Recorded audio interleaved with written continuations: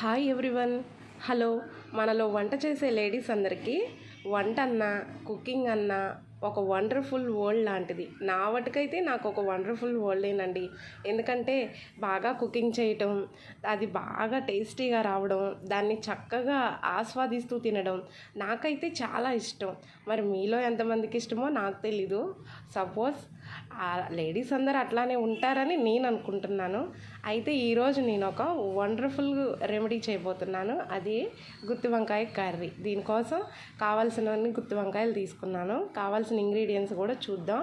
దీని ప్రిపరేషన్ కూడా ఎట్లానో చూసేద్దాం రండి. మరి ఇంకెందుకు లేటు.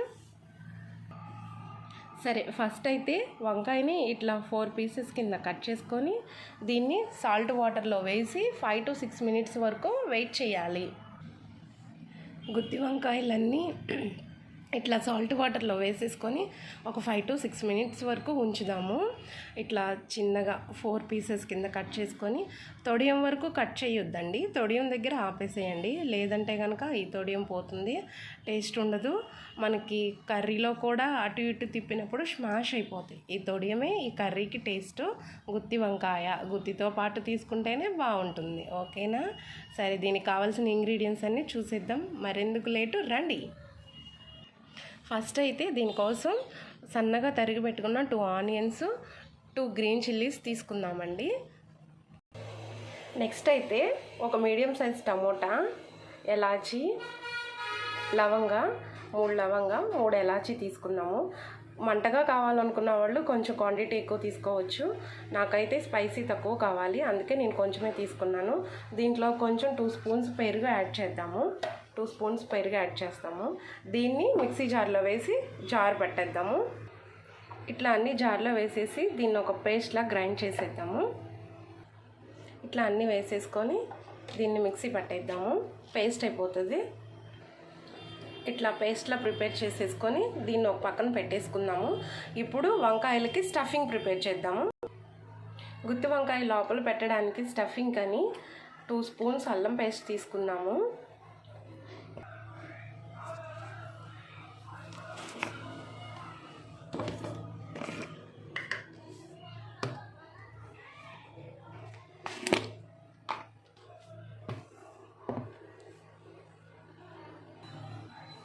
చిటికెడు పసుపు యాడ్ చేద్దాము.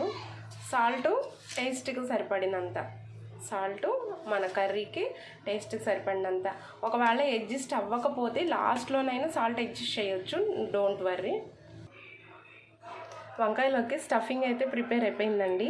2 స్పూన్స్ అల్లం పేస్టు, కొంచెం చిటికెడు పసుపు, సాల్ట్ టేస్ట్కి తగినంత వేసుకొని ఇట్లా మిక్స్ చేసేసుకొని ఒక బౌల్లో ఒక 2 minutes పక్కన పెట్టేసి తర్వాత ఈ వంకాయలన్నిటిని తీసుకొని దీనికి తొడియం లోపల ఇట్లా కట్ చేసి పెట్టుకున్నాం కదా 4 పీసెస్ కింద, ఈ 4 పీసెస్లో ఈ స్టఫింగ్ అనేది దీనికి లోపల పెట్టేసుకోవాలండి. చూపిస్తాను నేను.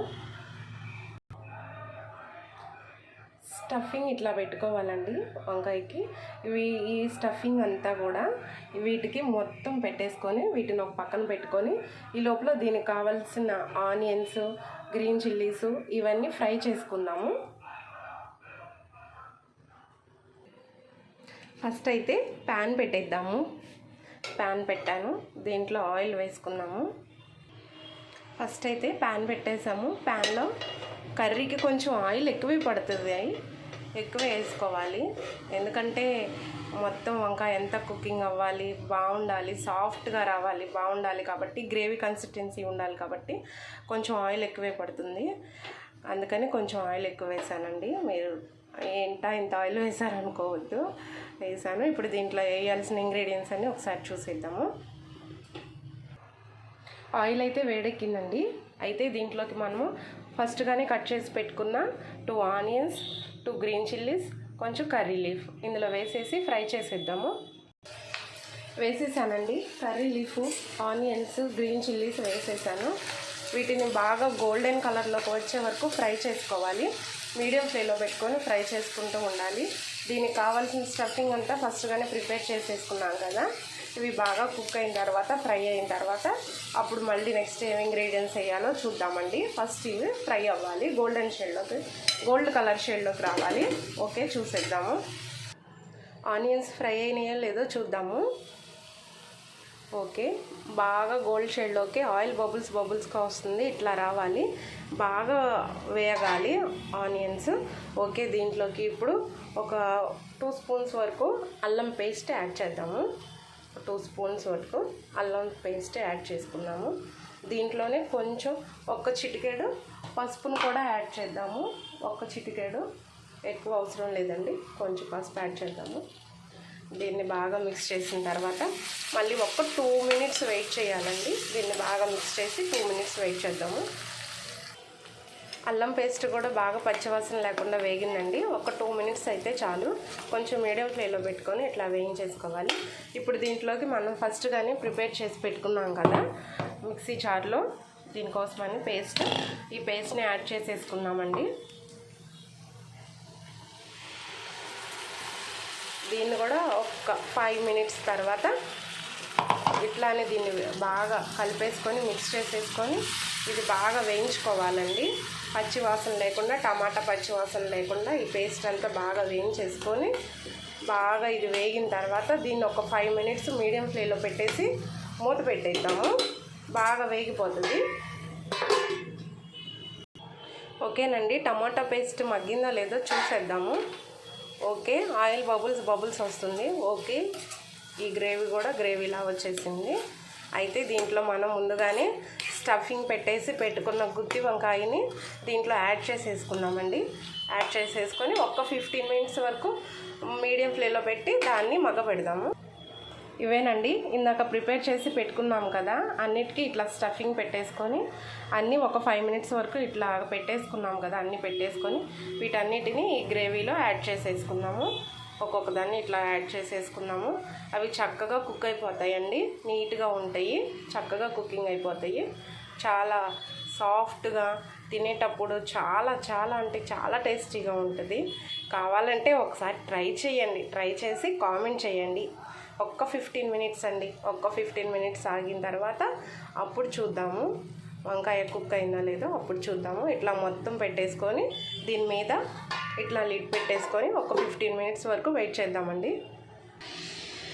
దీంట్లో వేసిన మసాలా కన్సిస్టెన్సీ అడుగు పట్టకుండా జస్ట్ కొంచెం వాటర్ యాడ్ చేద్దామండి. కుకింగ్ అయ్యేంత వరకు కొంచెం లైట్గా వాటర్ యాడ్ చేద్దాము. 1 కప్ ఆఫ్ వాటర్ యాడ్ చేద్దాము, బాగా కుక్ అయిపోతుంది. కర్రీ కుక్ అయిందేమో చూద్దాము. వావ్, కుక్ అయిపోయిందండి. వంకాయ చాలా సాఫ్ట్గా ఉంది, చక్కగా కుక్ అయింది. వాటర్ కూడా మొత్తం అంతా ఎగిరిపోయి చక్కగా గ్రేవీ కన్సిస్టెన్సీ వచ్చేసింది. అయిగా వాటర్ బబుల్స్ వస్తున్నాయి కదా, లైట్గా ఆయిల్ తేలుతుంది కదా. ఓకే, ఇట్లా వచ్చిన తర్వాత దీంట్లో మళ్ళీ వేసుకునే మసాలా అవుతుందండి. ఇది జాగ్రత్తగా టర్న్ చేసుకోవాలి. చూసారా, వంకాయ లేయర్ లేచిపోతుంది. ఇది చాలా సాఫ్ట్గా కుక్ అయింది. చాలా అంటే చాలా బాగుంటుంది. రైస్ ఆర్ రోటీ ఆర్ పుల్కా దేంట్లోకైనా చక్కగా తినొచ్చు. ఒకసారి దీంట్లో వేసుకునే మసాలా కూడా, లాస్ట్లో వేసుకునే మసాలా కూడా చూసేద్దాము. అయితే దీంట్లోకి గ్రైండ్ చేసి పెట్టుకున్న ధనియాల పొడి 1 స్పూన్ వేసుకుందామండి. ధనియాల పొడి 1 స్పూన్ వేసుకున్నాము. అట్లానే గరం మసాలా ఇంట్లో పట్టుకుంటే చాలా బాగుంటుందండి. ఒకసారి ట్రై చేయండి. ఇంగ్రీడియంట్స్ అన్నీ నేను మళ్ళీ ఇంకొక వీడియో చేసి పెడతాను. గరం మసాలా కొంచెం యాడ్ చేసుకుంటే చాలండి. ఆల్రెడీ దీంట్లో స్పైసీ వేసాం కాబట్టి గరం మసాలా కొంచెం వేసుకుంటే సరిపోతుంది. దీంట్లోకి ఇంకా లాస్ట్ బాగా టేస్టీ వచ్చే ఒకే ఒక మసాలా ఉందండి. అదేంటంటే నేను ఇప్పుడు మీకు చూపించబోతున్నాను. ఏంటంటే సరే దీన్ని మూత పెట్టుకుందాం. దాని గురించి 1 నిమిషం చెప్తాను, వినండి స్కిప్ చేయకుండా. ఈ రోజుల్లో మనకి ఈ హెల్దీ ఫుడ్ అంటే ఎవరికి ఇష్టం ఉండదు. అవిసె గింజలు అంటారు. మీలో ఎంతమందికి తెలుసో మరి నాకు తెలీదు. అవిసె గింజలు అంటారు. అవిసె గింజలు, తెల్ల నువ్వులు ఈ 2 కలిపి ఒక మిక్సీ జార్లో వేసుకొని గ్రైండ్ చేసేసుకో. పేస్ట్ గ్రైండ్ చేసిన తర్వాత అయితే ఇట్లా వస్తుందండి. ఇది చాలా అంటే చాలా హెల్దీ. ప్లస్ ఇంకొకటి ఏంటంటే ఏ కర్రీలో మనం వేసుకున్న గ్రేవీ కన్సిస్టెన్సీ వస్తుంది. ప్లస్ ఇంకొకటి ఏంటంటే పిల్లలకి చాలా అంటే చాలా హెల్తీ, స్కూల్కి వెళ్ళే పిల్లలకి. ఇవి డైరెక్ట్గా అయితే తినలేమండి. వీటిని కొంచెం దోరగా లైట్గా వేయించుకొని వీటిని మిక్సీ జార్లో వేసి మిక్సీ చేసుకొని వీటిని ప్రతి కర్రీలో ఇంగ్రీడియంట్గా ఉపయోగిస్తే చాలా టేస్ట్ వస్తుంది, చాలా గ్రేవీ కన్సిస్టెన్సీ కూడా వస్తుంది. ఇప్పుడు నేను ఇదే లాస్ట్గా మన కర్రీలో యాడ్ చేయబోతున్నానండి. ఇది వేసిన తర్వాత ఒక 1 మినిట్ ఆపిన తర్వాత కర్రీని ఆఫ్ చేసేద్దాము. రండి వేసేద్దాము. నేనైతే ఇప్పుడు ఇది 2 స్పూన్స్ వరకు వేస్తున్నానండి. 2 స్పూన్స్ వరకు వేస్తున్నాను. వంకాయలు అయితే చాలా చక్కగా మగ్గిపోయినాయండి. చక్కగా అంటే చక్కగా ఉన్నాయి. ఒకసారి మీరు కూడా మీ ఇంట్లో టేస్ట్ చేయండి. ఎందుకంటే నేను ఆల్రెడీ దీన్ని ఒకసారి నేను ఇంట్లో తయారు చేసి మళ్ళీ చేసి ఇప్పుడు వీడియో తీసినాను. ఎందుకంటే ఇంట గెలిచి రచ్చగెలవమన్నారు. ఇంట్లో పిల్లలకి హస్బెండ్కి నచ్చింది, జనాలకి ఏం నచ్చుతుంది పెద్దలు అంటారు కదా. నేను ఆల్రెడీ ఒకసారి ట్రై చేశాను, ఇది సెకండ్ టైము. ఇక అయిపోయిందండి. ఇది మొత్తం దీన్ని జాగ్రత్తగా చిన్నగా ఇట్లా కదుపుకొని వంకాయలు స్మాష్ అవ్వకుండా జాగ్రత్తగా గ్రేవీ మొత్తం వంకాయలకి పట్టేటట్టు, ఈ మసాలా మొత్తం పట్టేటట్టు లాస్ట్లో వేసిన ఇంగ్రీడియంట్ అయితే ఇదైతే చాలా అంటే చాలా ఇంపార్టెంట్ అండి. మీరు కూడా ట్రై చేయండి. మీ స్కూల్కి వెళ్ళే పిల్లలకు కూడా చాలా హెల్తీగా ఉంటుంది. ఓకేనండి, కర్రీ అయిపోయింది. ఇది రైస్లోకి, రోటీలోకి, అన్నిటిలోకి దేంట్లోకైనా బాగుంటుంది. ఉట్టి కర్రీ అయినా ప్లేట్లో వేసుకొని తినండి, సర్వ్ చేసుకొని బాగుంటుంది. ఓకేనండి, బాయ్ ఫ్రెండ్స్.